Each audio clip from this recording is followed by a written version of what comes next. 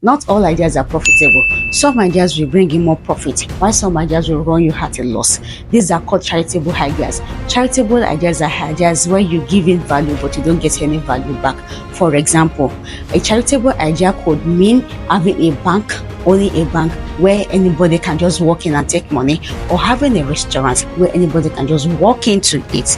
This is the charitable ideas. It is charity, because at the end of the day, what value are you getting back? Nothing. You are not getting any value back.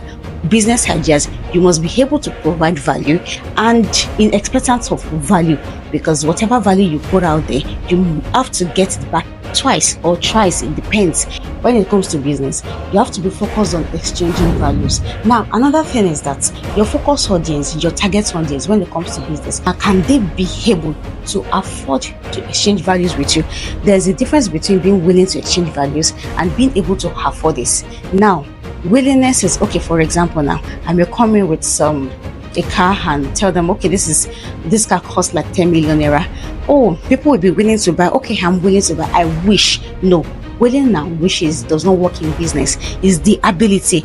Are they able to exchange value? Are they able to pay for it? Are they able to return the favor twice, thrice, or as much as possible?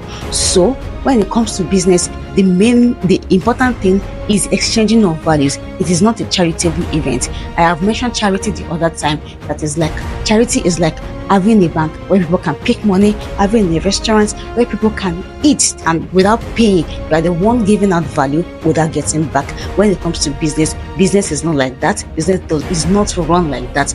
You have to give value in exchange for another value. Thank you. My name is Adunioke, and that means sweet to have. See you later. Thank you.